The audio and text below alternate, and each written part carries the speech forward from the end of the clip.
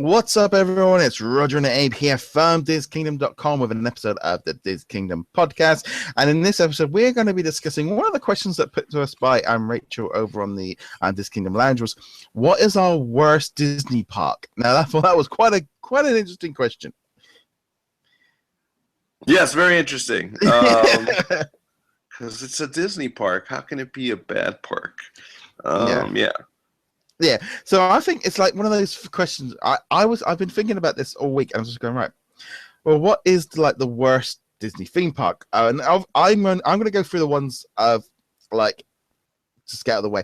Certain theme parks I've been to, for theme parks I haven't been to. So the ones I haven't been to include California Adventure, Tokyo Disney Resort, Tokyo Disneyland and Hong Kong Disneyland. I've been to Tokyo Disney Sea, and I've been to Disneyland, been to Paris, and I've also been to Walt Disney World. So just to so I can put a level out there. So everything that you've been to, which is the worst one? Right. So for me, I am actually going to put my finger on, say, Disneyland Paris's Walt Disney Studios. Now, the reason I'm going to say it's the worst one is it's kind of difficult because there are some fantastic rides at that park. You've got Ratatouille, you've got Crush's Coaster, you've got Aerosmith, you've got Tower of Terror, you've got the cool kind of the motor stunts action one. There are some great things about that theme park, but there's a lot of weak points. First off, when you walk in and you've got to go through like a hangar, which is supposed to represent a theme lot, it feels, you've got to kind of walk through a restaurant and a shopping area, and it looks a bit naff.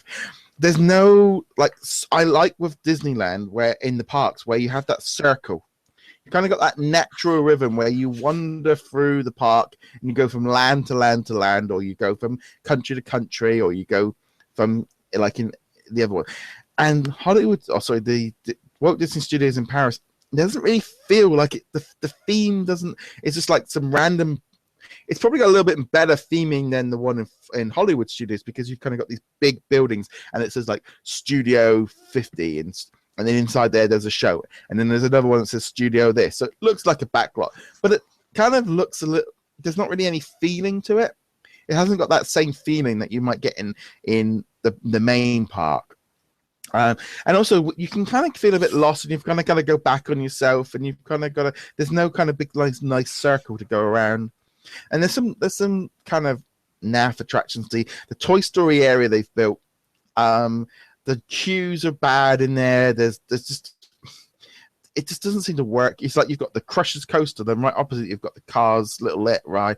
There's not a lot of theming going on. Then you've got the Aladdin ride. There's no, you don't feel like they really themed it properly. It was just it's not cohesive. Yeah, and that's. It's like I said, it's a great park to go visit for the day, but there's no night show. There's you can kind of leave at like 5-6 o'clock in the afternoon and then go into the main park. It's just lacking that extra little touch that the main park does have, and I think what I've experienced in Disneyland and in the other areas. Because even Tokyo Disney Sea, you've got a big river area that you can walk around, and you do I do remember walking around in one Pacific Circle. The Hollywood Studios kind of had that same problem where it doesn't really have that same fluid motion that you walk around. You have to walk here, and then you have to walk all the way back through. But Hollywood Studios is probably going to be the worst part to visit this year because there's not going to be a lot there. So what do you think? I guess for me, from what I've experienced, which has only been in California, to be honest with you, it's funny, it's been way too long. So, I think I'm going to actually answer mine with, I'm going to answer it in an interesting way. Obviously it's going to be California Adventure for me, but it's going to be the California Adventure of the past, when it first opened. And I'll explain this. When it first opened, I actually had some friends who have relatives who end up being like a part of the Imagineering department, and we were able to go to California Adventure before it even opened to the public. The preview days, and I saw what they were trying to do. Unfortunately, it was just the budget cuts. It was like management back then. It just made the park suffer. You started out by walking through basically a postcard in the front entrance. They had the big letters for spelling out California. had the Golden Gate Bridge. In the very back, I mean, a lot of people were upset because there was a Mickey hand and a wand on the Epcot Center. And then you also had the Sorcerer's Hat in Hollywood Studios in Florida. We had the worst visual weenie, as they call it.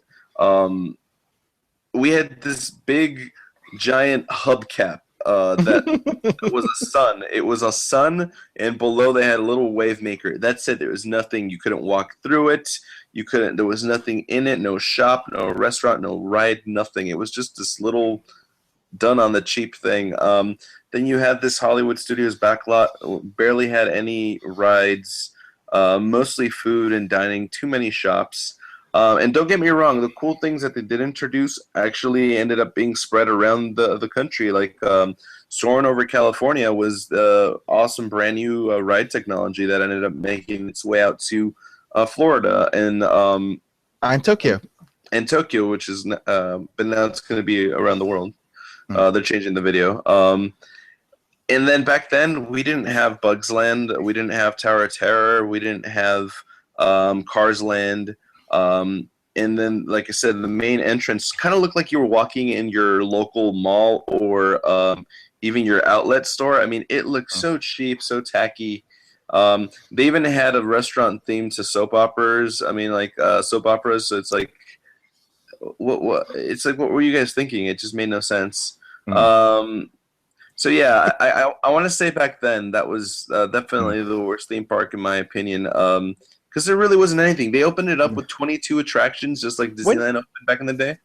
When did it open? When did California Adventure open? 2001. Yeah, 2001 was it? Yeah, that was February something. 2001 was the official opening. Yeah. See, when I went to California back in 2005, I only had like a week out there, and so I went to WrestleMania, I went to Raw, had a day around doing all the sites and doing a day at Universal, and I only really kind of didn't have enough time to do anything more, so I went to Disneyland. Because if you've got a choice between, you've got one day in Disney, it's quite pretty simple. You want to go to the original theme park, so I did that. The following year, went back, and we only had. I was on like a tour group going through, so we had a day in Disneyland, and we were doing a day in Universal, and we did like a day doing bits and pieces, and so I only had one day in Disneyland, and again I was standing there at the gate, and I had that choice between going into California Adventure or Disneyland. Now my friends with me at the time had never been to any Disney parks, so it's like, do I take them to Disneyland and give them the full experience? Or do I go into a park I've never been into before that I went in and it was even then it was like, and all I kept hearing was people saying, well, there's nothing in there. And it was that same thing like, well, I've like be much more fun to go do the main ride than go into a park where I didn't, this was what, 2005. So it was just like, there was not really anything saying to go into there that would said there was, and I remember that from 10 years ago. They only had 3 major attractions, which so happens to be probably the survivors of the redone park, which was California Screaming, which is still popular, even though it did get some aesthetics changed. Soaring over California, which obviously is going to change to Soaring over the World soon.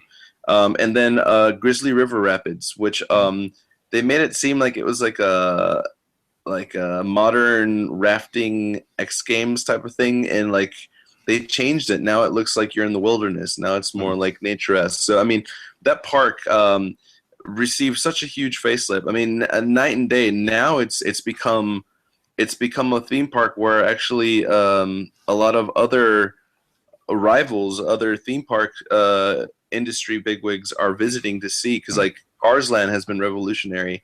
The whole overhaul. This is the first theme park that they actually had to redo the entrance. Like the entrance to the park was at one point the side of the park. You had to go in through this weird back gate just to get into the park because it was just that bad aesthetically. But now it's go ahead. I was just saying, because I think it's just this kind of thing, isn't it? I think sometimes it's the thing they had this idea for this other park, but they obviously didn't. And it's the same thing in Paris. They had, and I think even in Paris they're supposed to be opening up a third park. sometimes the budgets it's done a little bit on the cheap, and it never has that feel. I think because Disneyland and it's the same in California, same in Florida, same in Paris, is that has that flow, and that design got put into place that worked perfectly, and they didn't seem to recreate it properly in like places like Hollywood Studios. Well, I mean, just to give you an idea, I mean, California Adventure was supposed to be what they were referring to as Westcott. Instead of Epcot, it was Westcott because it was on this side. But it was going to be a hybrid. It was going to be like Epcot and then Disney Tokyo Sea. And unfortunately, like you said, budget cuts, the big wigs in Burbank and like saying like, oh no, we can trim this. Oh, all exits lead to the gift shop. Well, let's just eliminate the ride and let's just put a gift shop. I mean, like all these things about thinking about money. Yeah. And then you see parks like Disney Tokyo Sea, which is not completely owned by Disney, who definitely throw a lot of money in his budget. And as a result, you have such a better theme park. And so that's unfortunately what ended up happening with California Adventure. So yeah, that was the worst theme park for me. Now it's definitely one of my favorites. In fact, it's gotten to the point where Disneyland's attendance started to suffer at certain points because California Adventure was taking it. So I think it's like over in like Walt Disney World. I mean, if you take away like the water parks and the I think ESPN Zone and all that stuff. Yeah, I mean, to me, the Hollywood Studios had become the weakest one of the thing, which is, and there's no surprise considering they're now demolishing half the park, was because it had kind of, you had whole areas which were like just underutilized. The Indiana Jones stunt show had been there for so long that it took up a lot of space. It's like the Motor Stunts show car. It's a great show. It's a really cool show, and I've always liked it, but it needed more updates. But it takes up a massive amount of space. I think it's going to be entirely different park when it's completely done. But it's kind of interesting. I know a lot of people talk about, when they took down the hat and the theater and all the rest of it come back. But I think for like, and we've been saying this on our like a DisKingdom lounge. For like not being an American, some of the sites that they were sort of promoting as the main thing, didn't make any sense because you weren't in Hollywood. It's a thing like in the one over in Paris, it's called Walt Disney Studios, and it's meant to look like you're on a set kind of thing, or at least half the park is. The other half part looks more like a Pixar area, but it like the Hollywood Studios, it just didn't really sort of seem to work out what it was doing.